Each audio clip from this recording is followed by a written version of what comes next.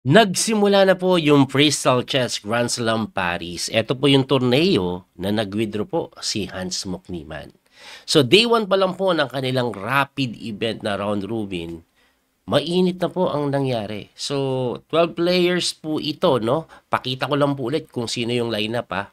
Ito po Magnus Carlsen, Fabiano Caruana, Hikaru Nakamura, Arjun Erigaisi, Gukesh, Richard Laporte, Vincent Kimmer, Pragnananda, si Hans Mokniman, last minute pinalitan po yan ni Nodorbek Abdusatorov, MBL, Yana Pomiachi at Bidit Gurati. Grabe yung lineup, napakabigat.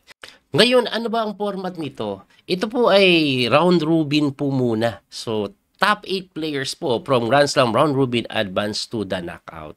So 12 kasi sila eh. So magkakaroon po ng round robin yan 11 rounds na ang time control po is 10 minutes plus 10 seconds increment. So ganun po ang mangyayari. Ngayon yung top 8 mapupunta po sila sa long game na knockout system. Ayan. So by the way, para po sa inyong kaalaman, ang freestyle chess po ay basically random chess. Opo, at eto na nga po ang unang game na i-analyze natin. Walang iba kundi yung laro ni Magnus Carlsen. Actually, sisilipin natin mabilisan yung iba pero dito magpo-focus tayo ng konti. No? So, sa round number 1 po, tinalo ni Magnus Carlsen si Bidit. Ayun. So, fresh po kasi galing sa kasal.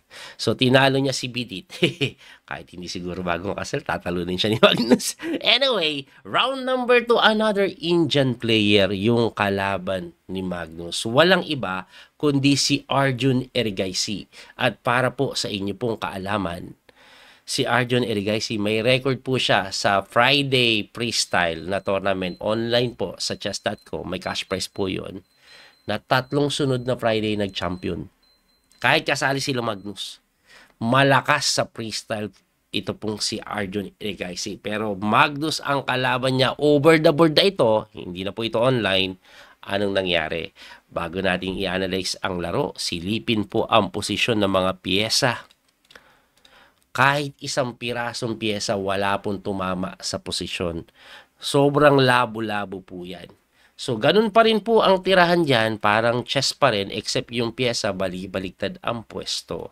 By the way, pagpasensyahan nyo na po yung kulay ng board, masakit po sa mata ko, ewan ko sa inyo, pero hindi ko mapalitan. Yan po talaga ang nakasetup dito sa chess.com pag freestyle. Okay, analyze na po tayo. Ang tinira po ay F4. Parang birds opening. Pero iba-iba yung lagayan ng piyesa. Pagka F4, nag-B6 naman si Magnus. Binuksan agad ang kanyang reyna na sinagot ng E4 ni Arjun Erigaisi. Kumontrol agad ng gitna. Abang matindi, no? Nag-F5 naman si Magnus, nakisabay. Pero sabi ni Arjun, libre yan, sir. Kinapture. Pagka-capture, nag-knight lang po doon. Develop hitting the pawn na dinipensahan din. Pagka-depensa, B6. At according sa engine evaluation, equal yan ha. Ngayon, anong meron sa B6? Ba't binibigay yan? Kinapture po yan, tapos knight takes G6. Ayan po, talagang pinipressure yung pawn.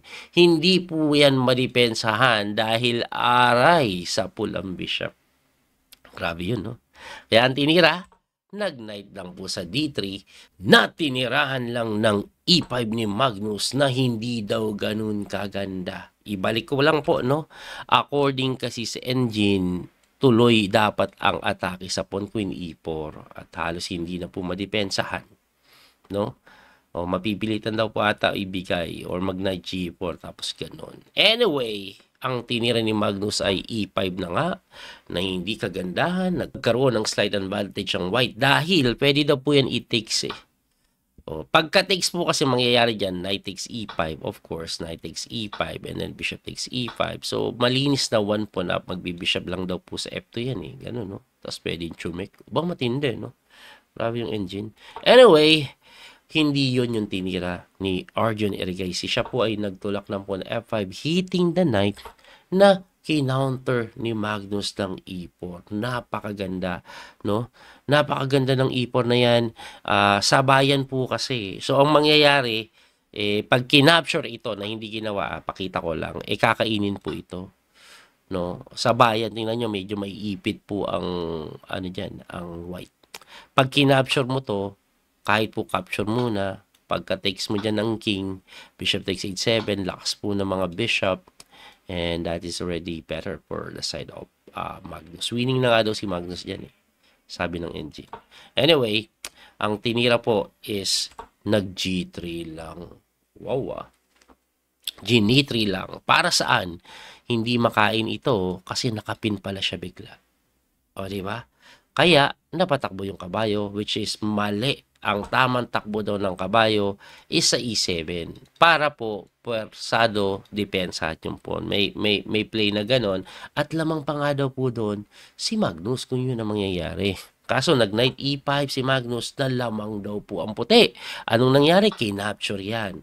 Pagka-takes, binawi po ng tore. Ayan, medyo may pressure na binibigay sa pawn na kung saan hindi dinipensahan, tinirahan lang ng B3. Napakalabo naman, no? Hindi, malinaw na malinaw po yan.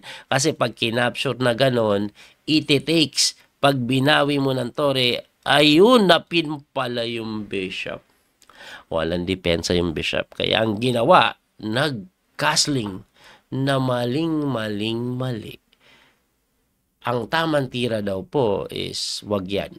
Kahit daw po mag-H5 pa, mas maganda para daw hindi makadepensa ng ganun. No? Ang castling, bakit po siya mali? Kasi napaaga, may simpleng tira na miss ni Magnus. At alam nyo kung ano yon? Eto, napakasimple. Knight lang po sa G4. Inatake yung tore. Bakit napakaganda ng tira na yan? Takes libre yung bishop Walang magawa Makakain talaga yung tore. Kaya nga po, yan na nga nangyari. So, ang ending, one piece up si Arjun Erigaisi. Ngayon, pagkatira niyan, counterplay ng konti. Siyempre, discovery attack na kung saan bumalik lang yung reyna kinapture yung pawn, inatake, tumakbo. So, teka lang, one piece up ka, Arjun. Pero, lamang naman po ng pawn si Magnus. At hindi lang yon pati sa oras, lamang din. So, pwede pa, no? Anyway, pagka bishop e6, nag-knight lang po sa f6, hitting the pawn on e4. Na sinagot ng knight b5, counterplay tayo. Yung queen naman yung inatake, umatras lang sa b2, nag-d5 to defend the pawn, and then nag-g4, attacking the rook na medyo trap na po, no? Ang ginawa po niyan, kinapture na lang, kinain, ibalik lang po natin. Kasi sasabihin niyo, coach, pwede pa to Ba't di ginawa? Libre po yung kabayo. Teka lang, coach, balik nga tayo doon. Bakit hindi po agad-agad kinapture ito? Kanina kasi may tore dito, may threat doon. Kaya kinakailangan pang itira yung G4 para po mawala yung atake sa kabayo. Kaya po nag-G4. Ngayon, may mga tira pa, coach. Pwede din po yung ganito wala, di-develop lang yung bishop at eventually aalis ka din. Ganun yung mangyayari. Kaya nga po Magnus immediately kinapture na lang po yung kanyang kabayo doon, binawi ng reyna, and then dinevelop na po yung reyna. Pagka-develop ng reyna, king move lang. Pagka-king move, nag-rook lang po sa d7. Tumira naman po ng napakakunat na tira. H3 lang to defend the pawn, and then tumakbo yung king. So, ang position po na ito, completely winning po ito sa white kasi one rook up. Pero of course, Magnus hindi pa rin sumusuko. Nag-bishop lang po doon. Ito bang si Arjun Erigaisi na tinirahan ng reyna sa may d6. So pagkatira po niya, nag-rook f1 yan. Dahan-dahan, i-activate yung pyesa. Tumira naman ng a5. Pagka a5, umalis yung reyna, hinahamon. Kasi one rook up, mapalit reyna, tapos ang laban. Pero nag-queen lang po yan sa may b4 na sinagot ng queen e5, hitting the bishop na kung saan dinipensahan ng tore. Tapos may pwede pang gawin dito yan. Tapos baka manggulo pa na ganun, no? Anyway, ang tinira po dyan is rook to attack the bishop na napakagandang tira. Kasi pag ginalaw mo yung bishop, mapapalit yung tore. And again, the more pieces get exchanged, the better. No? Kasi rook up ka Pero si Magnus, tumira po ng knight a3 dyan. Sabi niya, sa'yo na yung bishop po, sir. Pero ang threat niya po is tatalong po dyan sa may c4, hitting the pawn, hitting the queen, and with a threat pa dito. Pag nagkamali ka ng depensa boy.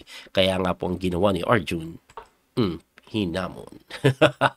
At pagkahamon, kinapture ng gulo pa, Tinex lang po ng king, chumek ng tore, tumakbo lang, pagkatira ng queen doon, tingnan nyo ang nangyari, boom, naparesign dahil yung reyna mapipilitang ipalit. Ito lang po yung only move. At sobrang daming piyesang lamang ni Arjun. At dahil doon, panalo si Arjun kay Magnus. Tindi, no? So, ang score ni Magnus after 2 games, 1 out of 2. Pero, Magnus na yan eh. Kasi, pagdating po ng round number 3, kalaban niya yung former world number 2, ang itinuturing niyang isa sa pinakamalakas na player sa ngayon, Fabiano Caruana, ubos kay Magnus. Hindi pa natapos yan si Magnus. Yung world champion naman sa round number 4, ubos kay Magnus. Lakas ni Magnus, no? At teka, nasa na yung pinakamabilis na player pagdating sa rapid blitz, lalo na pag online malakas, si Karo Nakamura? Ubos kay Magnus. At pagdating naman po ng round number 6, yung huling round sa day 1, kalaban niya ang Prodigy, pero kanyang Ginigi na si Pragnananda. Ubos kay Magnus. Grabe si Magnus, ang lupit. No, naisaan lang siya ni Arjun, pero eventually pinag-uubos niya lahat. At ano ang naging final standing after ng lahat ng laban? Ito po, tingnan nyo. Ubos kay Magnus. Ayan, leading pa rin. 5 out of 6. Pero ang matindi, si Grandmaster Abdu Satoru. Bakit? Ano bang meron kay Abdu? Click natin. Ano lang yan eh, substitute lang yan ni Hans Mokniman dahil last minute nag-quit. Pero ayan, walang talo.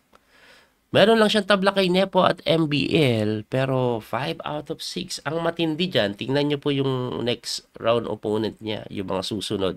Ang game 1 niya po sa day 2 is Arjun Erigaisi and then Magnus Carlsen na magkakaalaman. Ang bigat ng ng last 5 games niya. Actually, mabigat naman lahat kasi ng kalaban. Malakas naman talaga lahat eh.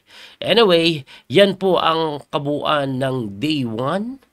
Dito po sa ginaganap na Crystal Chess Grand Slam Paris, abangan po natin yung mga natitira pang 5 laban. Muli, ito po yung Coach Speedy Master Daniel Causo. Hanggang sa muling pagkikita, God bless po mga kabiyahe. Bye-bye. Thank you sa support. That little mouse, 'cause I'm an albatross.